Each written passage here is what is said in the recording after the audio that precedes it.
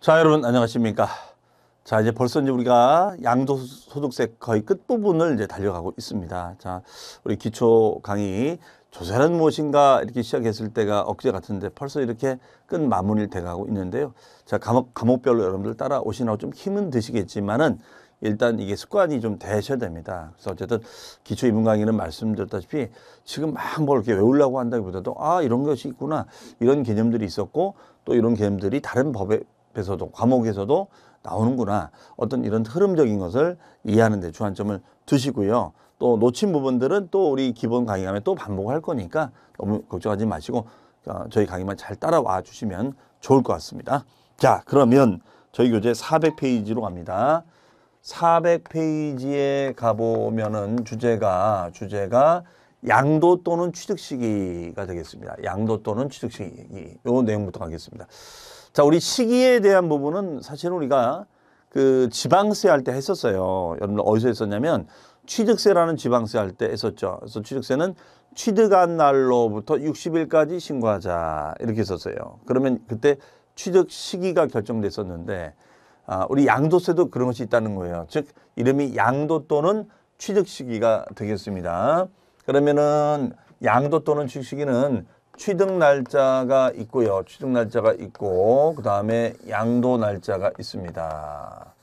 그래서 양도 또는 취득 시기 이렇게 됩니다. 그러면 요거를 우리는 보유기간이라고 해요. 이것을 보유기간이다 이렇게 지칭하고 있습니다. 그러면 보유기간이 어떤 걸 의미하는 거냐? 보유기간에 따라서 얘는 비과세가 결정이 됩니다. 그리고 보유기간에 따라서 세율이 결정이 되고 보유기간에 따라서 공제가 결정이 된다. 이런 얘기예요. 이런 중요한 의미가 있기 때문에 이거를 뭐 일반 매매일 때는 어떻게 할 거냐, 의제 취득 시기까지 다양하게 수록을 해 놓은 겁니다. 그러면 예를 들어서 일반 매매라는 것은 뭐냐면 자, 만약에 집을 매수해서 내가 사서 매도 계약을 체결합니다. 이럴 수 있잖아요. 아니면 집을 상속을 받아서 우리가 매도할 수도 있고 아니면 집을 지어서 신축해서 매도할 수도 있습니다. 자, 이런 걸 생각하시면 되거든요. 그 다음에 이제 매도의 원인이 뭐 우리가 수용이 될 수 있잖아요. 수용될 수도 있거든요. 수용도 일종의 매도이기 때문에. 그러면 이때는 요 날짜와 요 날짜를 우리가 알아야지만이 비과세. 우리 지난 시간에 비과세는 1세대 1주택자가 몇 년 보유? 2년 이상 보유가 돼 있어야 된다라고 했었죠. 그러면 취득 날짜하고 양도 날짜 알아야 되는 거잖아요. 2년 보유니까. 그 다음에 세율도 보유 기간에 따라서 세율이 달라지거든요. 그래서 의미가 있습니다. 그러면 일반 매매, 요게 뭐 내용적으로는 제일 중요하겠죠. 그 다음에 장기 할부는 일반 매매 중에서도 1년 이상에 걸쳐서 할부로 나누어 내는 것을 우리가 할부 매매 계약을 말합니다. 그러니까 강제로 수용돼서 토지 보상을 받았을 때. 자, 그러면 일반 매매의 경우에는 당연히 매매 계약이니까 매수해서 매도하는 거니까 매매 계약서를 쓰겠죠. 그러면 매매 계약서를 쓰게 되면 어떻게 될까요? 계약금 들어가고 그 다음에 중도금 들어가고 잔금 치르고 그 다음에 등기가 넘어갈 겁니다. 그렇죠? 그러면 이 경우에는 잔금하고 등기가 있을 거 아니에요. 잔금하고 등기. 그러면 잔금 날짜와 등기 날짜가 있다라고 한다면 이때는 둘 중에 어떤 날, 자, 우리 취득세에서도 그런 얘기를 했습니다만 이런 객관적인 날짜가 둘 이상 있을 때는 둘 중에 빠른 날이 되겠습니다. 둘 중에 빠른 날이 된다. 그러면 얘는 잔금 날짜가 되겠죠. 그러면 잔금 기준이 될 거예요. 하지만 등기가 먼저 왔다면 등기 날짜가 될 겁니다. 그럼 여기서 말하는 잔금이라는 것은 보통은 계약상 잔금 날짜하고 사실상 잔금 날짜가 일치할 때가 있어요. 하지만 일치하지 않을 수도 있다. 이거예요. 그러면 계약상과 사실상이 우리가 일치하지 않는 경우에는 우리가 어떻게 할 것인가? 사실상 잔금 날짜로 가자 이거예요. 사실상 잔금 날짜로 가자. 그러면 그 사실상 잔금 날짜를 다른 말로는 우리가 뭐라고 하느냐? 사실상 대금 청산일, 대금을 치른 날 이렇게 얘기하죠. 대금을 청산한 날짜다. 대금을 치른 날짜다. 그러면 여기서 말하는 대금이라는 것은 뭘 말하냐? 잔금을 말합니다. 잔금을 치른 날을 말한다. 이렇게 얘기하고 있어요. 그러면 잔금 치른 날, 매수도 잔금 치른 날 기준으로 가는 거고요. 매도도 잔금 치른 날 기준으로 갑니다. 다만 대금청산이 원칙인데 예외가 있을 수는 있어요. 즉 잔금 다음에 보통 등기가 오는데요. 등기가 오는데 등기가 먼저 올 때도 있습니다. 등기가 먼저 올 때도 있어요. 그러면 잔금 등기일 때는 잔금 날짜가 되는 거고 등기 잔금이 됐을 때는 등기 날짜가 될 수 있다는 거죠. 그래서 이때는 둘 중에 빠른 날을 양도 또는 취득시기로 잡아줍니다. 자, 이런 예외가 있어요. 그 다음에 상속받아서 뭐 수용 매도가 됐다. 그러면 상속은 상속 개시. 그렇죠? 그 다음에 매도한 날짜가 있을 거고, 그럼 수용 보상비 받은 날이 있겠죠? 네, 수용 보상 받은 날이 있습니다. 자, 그럼 수용 보상금이 나온 날짜가 있을 거예요. 그러면 그 나올 날짜를 기준으로 따져준다 이거예요. 그 다음에 만약에 자가 건설했다. 그러면 자가 건설했을 때는 우리가 신축 허가를 받고 그 다음에 홍길동묘로 등기를 낼 거 아닙니까? 그러면 자 이런 기준 날짜가 둘 이상 있을 거니까 무슨 날짜로 가자? 그렇습니다. 허가 날짜로 가자. 그 허가 날짜를 우리는 뭐라고 할까요? 사용승인이라고 하죠. 사용승인 날짜라고 하는 겁니다. 그 다음에 시효 취득. 시효가 완성이 돼서 취득했다 이런 얘기가 되겠죠. 시효가 완성이 돼서 취득한 거. 그다음에 환지 처분. 환지는 공익사업으로 땅을 바꿔주는 걸 말합니다. 이랬을 때는 어떻게 되는 것이고 의제 취득시기. 요거 별표시 하나 해놓겠습니다. 자 그러면은 요건 좀 이따 보기로 하고 보겠습니다. 우리 자료. 여기 보시면 일반 매매는 사실상 실제로 대금. 자 대금에 동그라미 치시고 잔금이라 써놓으세요.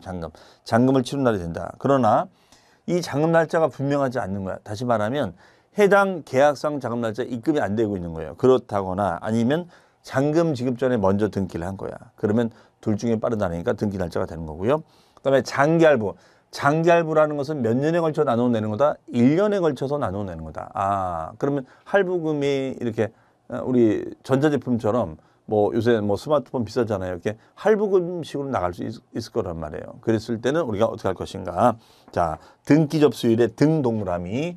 등기 접수일에 등 동그라미, 그 다음에 인도일에 인 동그라미, 사용수일 중에 사 동그라미, 등인사 중에 이렇게 등기 접수일이냐, 물건을 인도한 날짜가 먼저냐, 그 물건을 사용한 날짜가 먼저냐.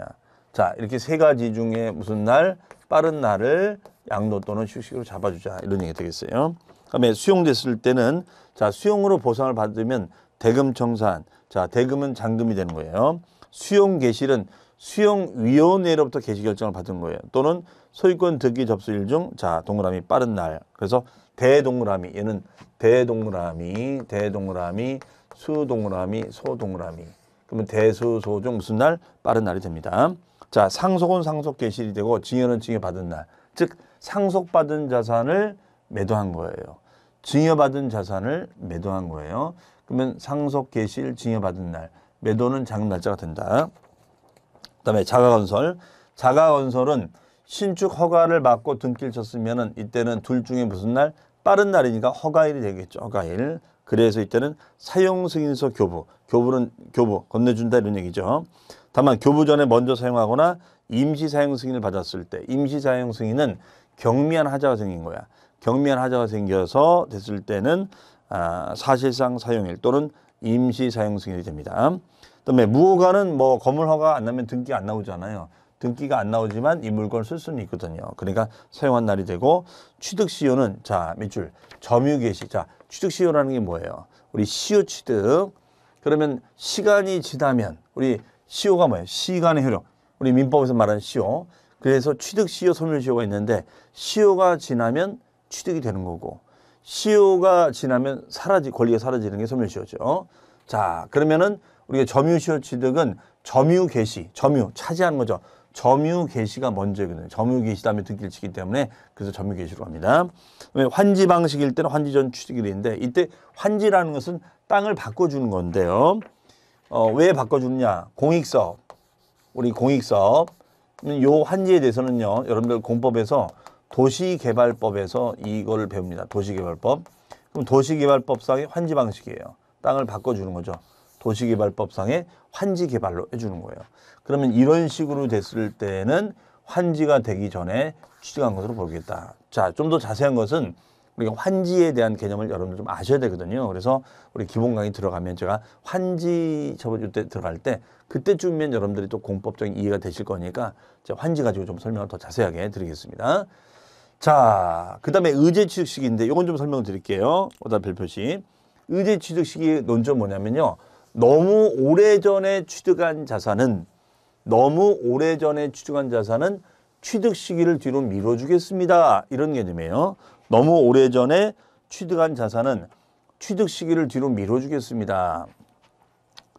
그래서 이걸 의제 취득 시기라고 하는데요. 자, 이런 얘기예요.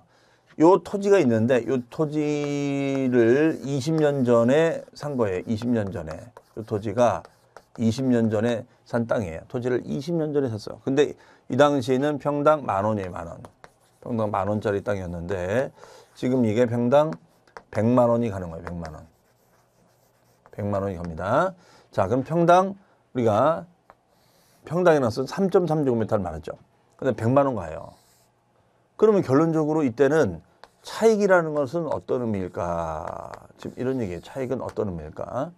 그러면 10,000원짜리 땅이 100만 원까지 간다. 오우, 그러면 이거 엄청난 거죠. 다시 말하면 이 경우에는 매가가 차익이 돼버리는 거예요. 매가가 차익이 돼버리는 거야. 매가가 거의 모든 차익이 되는 겁니다. 매가가 거의 모든 차익이 되는 거예요. 그러면 매가가 차익이 돼버리면 이걸 세금을 다 매매가로 다 내야 되잖아요. 납부해야 되는 겁니다. 야, 이건 그러면 이거 큰 문제가 되잖아요. 그렇죠?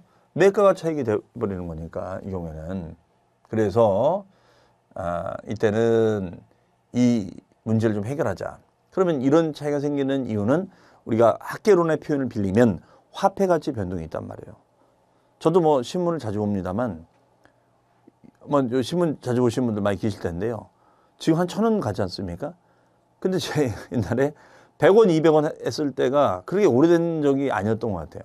또 지금은 거의 물가가 7, 8배. 과자 같은 경우도 뭐 1,000원짜리 컵라면도 그게 안 되는 것이 없잖아요. 그러니까 요즘에 10,000원이 옛날로 따지면 1,000원 역할, 한 3, 4,000원 역할을 하는 것 같아요. 그만큼 요즘 화폐 가치가 그만큼 많이 올라간 거죠. 그러면 물가 상승 때문에 물가가 이렇게 7, 8배 뛰었는데 그러한 구분 없이 그냥 액면가 그대로 뭐 옛날 화폐 가격이든 똑같이 반영해서 100만 원 빼기 10,000원 한다는 건 논리상 말이 안 된다는 거예요. 그럼 어떻게 하자는 거냐? 즉 그러니까 그런 물가 상승 등을 반영해서 요 원취득 시기가 1981년도 뭐 3월에 취득한 거다. 3월에 취득한 거다. 라고 할지라도 82년 3월에 취득한 거라 할지라도 이거를 81년 3월로 보지 말고 1985년 1월 1일에 취득한 것으로 보자 이거예요. 1985년 1월 1일에 취득한 것으로 보자. 그러면은 이때는 요 당시 가격으로 환산하고 가격으로 환산해서 차익 계산을 들어갑시다. 이런 얘기예요. 그러면 요 시기를 뒤로 밀어주는 거니까 요 시기를 세법상은 취득시기 의제라고 표현하고 있습니다. 취득시기 의제라고 얘기하고 있어요. 그러면 여러분들 거기 보시면 1984년 12월 30일 이전 취득한 부동산 권리는 85년 1월 1일에 취득한 것으로 보자. 이렇게 하고 있습니다. 자, 이 정도라고요. 그다음에 7번의 양도소득 과세표준에 대해서 한번 살펴보도록 하겠습니다. 양도소득 과세표준. 그러면 양도소득세는 우리가 어떻게 계산할 것인가? 자, 일단은 여기 보세요. 자, 설명 다 하고 우리 교재를 보겠습니다. 일단 양도소득세 과세표준 7번 주제인데요. 거기다가 별표시 당연히 해놓으셔야겠죠. 그럼 일단은 요거를 정리하려면 어떻게 해야 되냐면, 자, 복잡해 보이죠. 특히 무슨 빼기가 많아요. 그만큼 양도하면 양도로 들어온 수입에서 수입을 줄여주기 위해서 공제를 많이 해주겠다 이런 얘기예요. 그럼 여러분들 좀 복잡해 보이지만 실제로 여러분이 양도세를 막 몇 천만 원씩 낸다라고 가정해 보세요. 한 10번 줄여줬으면 좋겠어. 그렇죠? 네. 근데 우리가 공부하려니까 머리 아픈 거지만 실제로 내가 세금을 낸다면 이거 많이 빼줄수록 좋은 절세가 되는 거 아니에요? 그렇죠? 그러면 이제 세금률이 과표가 떨어지면 세율이 떨어지니까 세금이 줄어들 거 아니냐 이런 얘기입니다. 자, 그러면 일단은 먼저 과세 표준에 있어서는 계산 순서를 일단은 꼭 외워두셔야 돼요. 계산 순서를 꼭 외우셔야 된다. 계산 순서를 꼭 외워놓으셔야 됩니다. 계산 순서. 그리고 두 번째는 뭐냐면 제일 중요한 게 요 머리예요. 양도 차익. 양도 차익 계산을 잘해야 됩니다. 양도 차익 계산. 그런데 이 양도 차익을 계산하는 방식이 실거래가 방식, 원칙은 실거래가 방식입니다. 실거래가 방식이 있고 예외적으로 추계 방식이 있다. 실거래가 방식하고 추계 방식의 차이를 알고 있냐. 그 다음에 세 번째가 장기 보유 특별공제하고 기본공제 적용의 차이를 알고 있냐. 그 다음에 네 번째가 세율을 외우고 있냐. 그런데 우리 요 세율은 여러분들 그냥 세율이 이렇게 돼 있구나 저렇게 돼 있구나 알아두시면 되겠고 지금 모두 상관없습니다. 계속 반복해서 보시면 되는 거니까. 다만 이제 세율 같은 경우에는 이제 어떻게 구성이 되냐면 단기 매도 세율이냐 아니면은 장기 매도 세율이냐에 따라서 좀 달라져요. 그러면 당연히 국세청에서는 단기일 때 높겠어요? 장기일 때 높겠어요? 단기일 때 높겠죠. 근데 장기일 때는 세율이 러프하게 움직이는 겁니다. 자, 그러면 계산 순서를 이제 일단 머릿속에 외워놓으셔야 돼요. 그러면 계산 순서를 어떻게 외울 것인가? 자, 일단 제가 암기하고자 하는 방법이 더 맞으면 제 방식대로 하시고 더 좋은 방법이 있으면 더 좋은 방법으로 개발하셔도 됩니다. 자, 암기법이 뭐 정답은 없잖아요. 그럼 일단은 양도세는 양도 차익을 구하는 거예요. 양도 차익. 그렇죠? 그럼 양도 차익은 시세 차익을 말합니다. 시세 차익을 말하죠. 시세. 시세 차익 아시죠? 그럼 시세 차익을 구하려면 내가 판금액에서 팔기 전에 들어간 비용이 있을 거 아니에요. 이게 비용이죠. 비용입니다. 네, 비용입니다. 여기 이제 수입이 되는 거죠. 그럼 수입을 올리기 위해서 들어간 지출 비용을 빼주자 이런 얘기예요. 그러면 양도 차익을 구합니다. 그럼 양도 차익 양에서 장기를 빼는 거예요. 양에서 장기를 빼요. 그럼 양에서 장기를 빼면 뭐가 나와요? 소곱창, 소득금액, 소곱창이 나옵니다. 그러면 소곱창은 뭐랑 같이 먹어야 돼요? 기본 안주랑 같이 먹어야 돼요. 그러면 과세 표준이 나온다. 이렇게 되겠습니다. 자, 다시요. 일단은 양도세는 양도 차익, 양에서 장기를 빼줘요. 그럼 양에서 장기를 빼주면은 소곱창이 나와, 소곱창. 그러면 간천역 기본 안주를 같이 먹어야 돼요. 그러면 과표가 나온다. 이렇게 보시면 되겠습니다. 자, 양에서 장기를 빼더니 소곱창이 나오고 기본 안주는 과표가 나온다. 이렇게 되겠습니다. 해석이. 그래서 양도 소득 금액은 양도 차익에서 빼주는 거고 과세 표준은 소득 금액에서 빼주는 거다. 이렇게 해석하시면 되겠습니다. 자, 그 다음에 이 양도 차익을 계산하는 방법은 실거래가가 원칙이 되고 실거래가가 확인이 안 되면은 추계 방식으로 하자 이런 얘기입니다. 그리고 차익을 줄여주는 규정에는 마이너스 장기 보유 특별공제라든가 기본 공제를 뺐는데 이 차이점에 대해서 우리가 살펴보자. 이거예요. 자, 이렇게 우리가 정리하시면 되겠습니다. 자, 일단은 외울 수 있겠습니까? 그렇죠? 자, 그러면 이제 그 다음 주제로 가볼까요? 그러면 이제 양도 차익 계산하는 거예요. 이게 이제 제일 중요하다고 그랬는데 여기는 원칙은 실지거래가액. 여기 나온 것처럼 실거래가로 가는 것이 원칙입니다. 실지거래가액으로 가는 것이 원칙이에요. 그럼 실지거래가액이라는 것은 실제 양도한 금액하고 실제 들어간 경비죠. 그러면 실제 양도한 가액이라든가 실제 취득한 가액은 뭘로 알 수 있을까요? 그렇죠. 매매계약서. 계약서가 있으니까 그 매매계약서에 나와 있는 걸 보면 알 수 있겠죠. 그 다음에 두 번째는 자본적 지출액이 있습니다. 그러면 자본적 지출액이라는 것은 뭐냐? 자, 요거에 대해서 한번 정의해보면요. 자본적 지출액입니다. 그럼 자본적 지출액이라는 것은 그 비용이 지출됐어요. 그 비용이 지출됐는데 그 지출된 비용으로 인해서 내용연수 수명입니다. 내용연수 수명이 연장이 되거나 아니면 자산의 가치, 양도 자산의 가치를 늘려주는 비용을 말하는 거예요. 이런 것을 자본적 지출액이라고 합니다. 그럼 대표적인 사례가 우리가 용도를 바꾸는 거죠. 용도 변경. 용도 변경이라는 말 들어보셨나요? 상가 용도 변경한다. 상가를 용도를 바꿔준다 이거예요. 더 좋게끔. 그럼 비용이 많이 들어가요. 그 다음에 수선비 같은 거. 그러면 수선은 작은 소액 수선도 있지만 큰 수선도 있거든요. 리모델링. 요즘 뭐 리모델링 아파트 사업 같은 것도 유행인데 그런 것도 들어갑니다. 그 다음에가 용도 변경이나 수선비 같은 경우도 있고, 그 다음에 어떤 개발 행위를 하게 되면은 각종 부담금을 내야 돼요. 각종 부담금을 내야 되는 겁니다. 네, 이런 부담금. 수선비, 용도 변경 이런 비용 등을 다 지칭하고 있습니다. 이것이 우리가 소위 말해서 자본적 지출액이라고 표현하고 있습니다. 자본적 지출액이다. 자본적 지출액이다. 이렇게 얘기를 해요.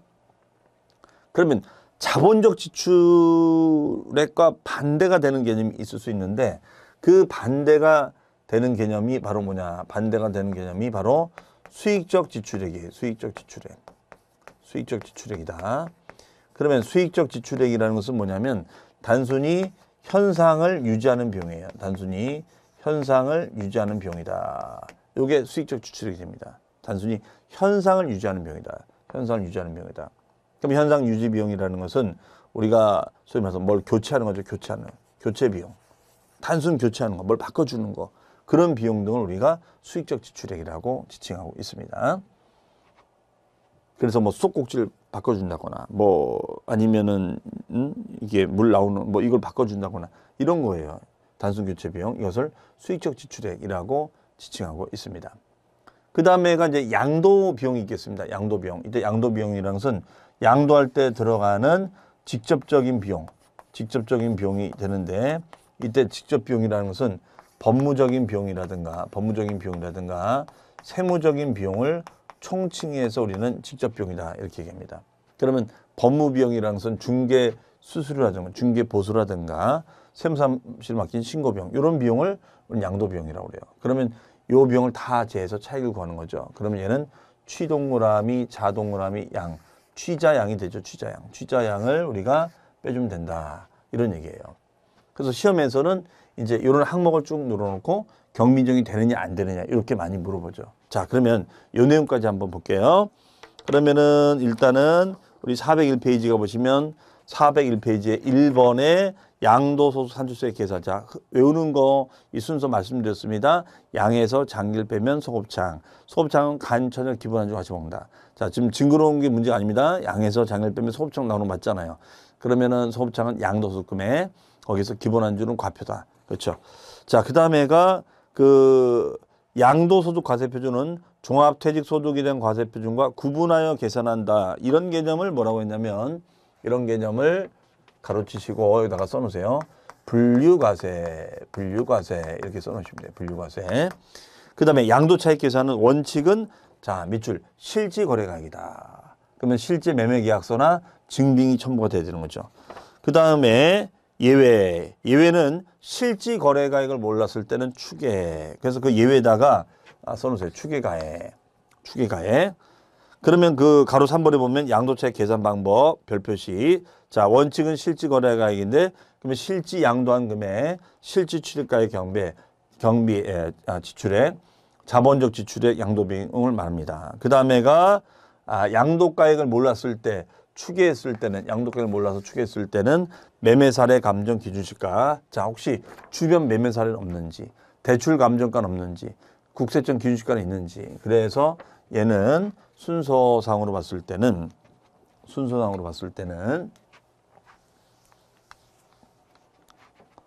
매매사례가액. 자, 양도가액은 매매사례가액, 그 다음에 감정가액, 그 다음에 기준시가 이렇게 갑니다. 그 다음에 취득가액은 몰랐을 때는 매매사례, 그 다음에 감정가액, 그 다음에 환산 또는 기준시가로 갑니다. 이렇게요. 그래서 양도가액의 추계 순서는 매감기로 가고 취득가액의 추계 순서는 매감환기로 갑니다. 매감환기. 자, 이렇게 가요. 양도가액을 몰랐을 때는 매감기, 매매사례 감정 기준시가가 되는 거고 취득가액을 몰랐을 때는 매매사례 감정 환산 기준시가 이렇게 갑니다. 자, 그래서 이 순서. 다만 여기서 매매사례라는 것은 주변 매매사례, 이건 대출 감정가, 그 다음에 이 기준시가는 국세청 기준시가예요. 그래서 그 우리 부동산을 평가할 때 그동안 배운 걸 좀 비교해 보면 우리가 부동산의 평가는 지방세에서는 우리가 뭐라고 했냐면요. 즉 과세관청이 평가한 가격을 지방세에서는 시가표준액이라고 했었죠. 시가표준액이라고 표현했었고 그 다음에가 우리 종합부동산세는 공시가액이라 했어요. 공시가액. 기억나세요? 가물가물하죠. 네, 공시가액. 근데 양도소득세는 이 이름을 기준시가라고 합니다. 기준시가. 이름을 조금씩 다르게 써요. 즉 시가의 기준이나 시가의 표준이나 비슷하잖아요. 그렇죠? 자, 이렇게 보시면 되겠어요. 그 다음에 기타 필요 경비는 자본적 지출과 양도 비용을 몰랐을 때는 필요 경비 계산 공제로 간다. 이렇게 됐는데 계산이라는 것은 필요 경비를 계략적으로 이 계산이라는 말이 이계자거든요. 필요 경비를 계략적으로 산정하자. 이 계자예요. 그래서 우리가 부동산 학개론 할 때 그 계자거든요. 부동산학의 계략적인 이론. 그러니까 부동산 학개론은 계략적으로 대충 공부하시면 돼요. 우스갯소리입니다. 어쨌든 표현은 그렇다는 거예요. 이거저거 다 배우는 거죠. 그래서 필요 경비를 나머지 자본적 지출과 양도 비용 증빙을 분실했다거나 입증이 안 되는 거예요. 그러면 그렇다고 아예 인정 안 해주면 안 되는 거니까 그냥 요 기준 시가를 활용해서 취득 당시 기준 시가에다가 일정 공제를 곱해서 비용을 대충 산정하자. 대충 하자. 이런 것을 뭐라고요? 계산이라고 합니다. 자, 그 정도 개념 이해해 두시고 그 다음 페이지 가로 4번에 실지 거래가액에 따른 양도차익입니다. 자, 여기서는 실지 취득가액이냐 자본 양도비용에 포함이 되느냐 안 되느냐 인정이 되느냐 안 되느냐 이 얘기예요. 그 내용을 거기에 박스에 실지 취득가액 그 다음에 자본적 지출액 그 다음에가 양도비 이렇게 써놨습니다. 자, 그러면은 취득가액에 보시면은 다음에 따른 취득가액이다. 거기 보시면은 거기에 점점점 세 가지가 있는데 가장 중요한 게 첫 번째 점이죠. 밑줄 타인으로부터 매입한 자산. 그러면 타인으로부터 자산을 매입하면은 여기에 취득가액이 있고 그에 따르는 취득할 때 낸 세금이 있겠죠. 그러면 취득농면허세 및 기타 부대비용까지 밑줄 쳐놓으세요. 아, 그러면 취득할 때 들어가는 취득세 등의 부대적인 세금 비용도 여기다가 집어넣는 거죠. 그러니까 어떻게 보면 취득세를 낼 때는 우리가 부담이 되는 거지만 이걸 나중에 다 경민정 받을 수 있다는 것이죠. 네. 그 다음에 자가건설 제조. 그러면 제조 원가가 있을 거 아니에요. 이거죠. 그렇죠? 무상취득은 상속이나 증여를 받아서 취득했다 이거죠. 그러면 그 취득 당시 시가에다가 어쨌든 무상승계 취득도 취득승부할 때 무상승계도 취득세 부담이 된다고 그랬으니까 그 비용을 다 포함해서요. 그 다음에 2번은 약정 방법에 따른 이자입니다. 약정이자. 동그라미 2번에다 써놓으세요. 약정이자. 동그라미 2번에다가 써놓으십니다. 약정이자.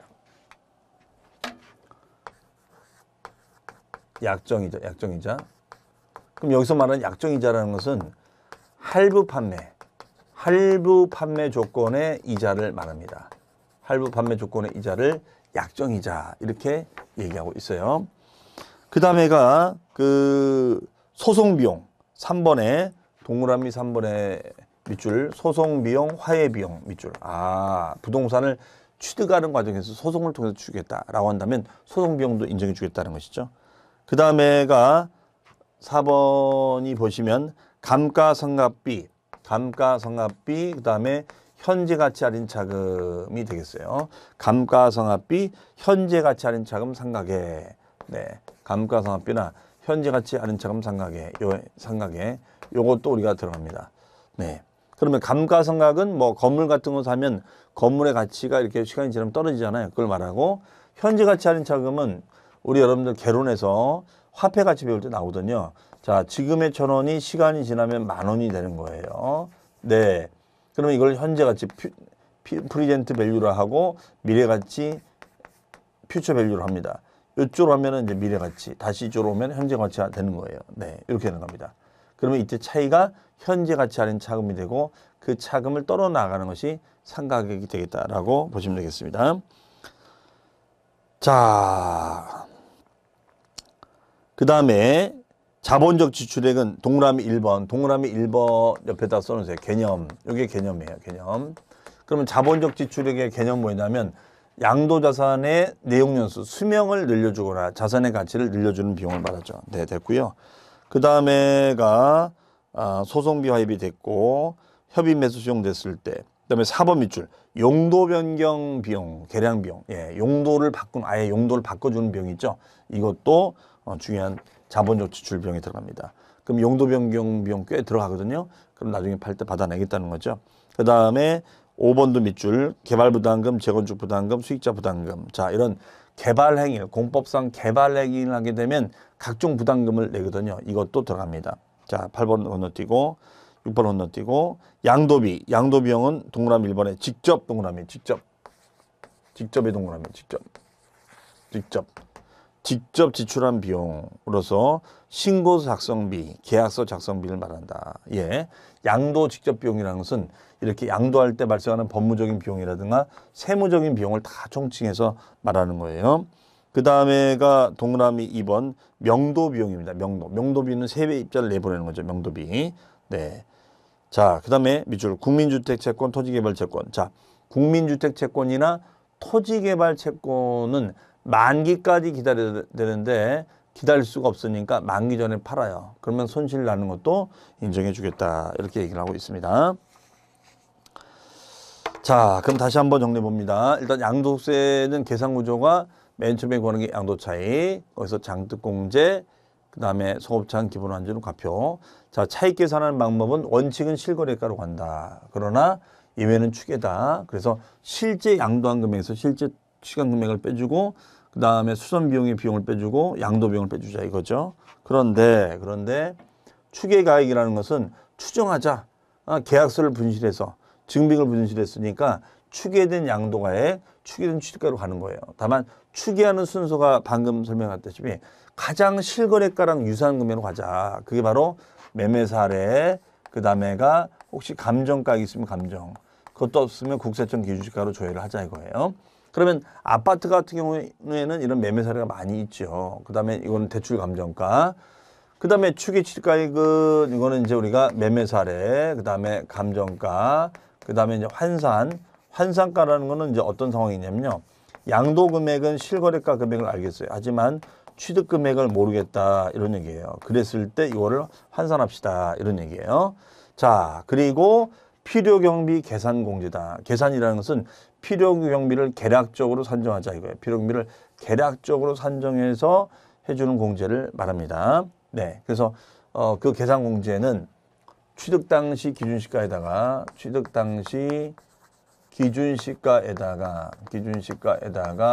곱하기 일정 프로테이지를 따져서 보통 한 3%를 곱해줘요. 3%를 곱해줘서 계략적으로 하자. 그러면 만약에 이런 거죠.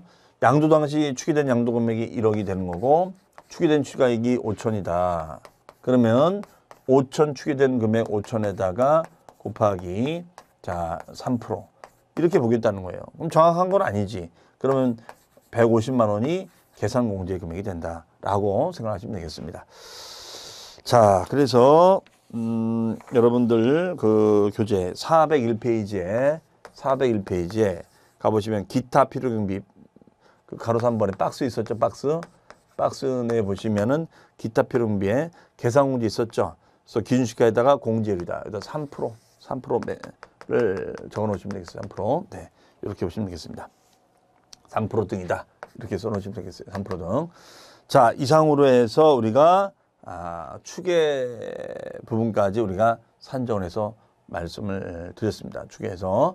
자, 그러면은 다음 시간에는 이제 양도차익 다음에 장특공제, 기본공제, 세율 이렇게 해서 이제 양도세 마무리 짓도록 하겠습니다. 자, 그러면은 복습 잘해 주시고요. 저는 다음 시간에 뵙겠습니다. 감사합니다.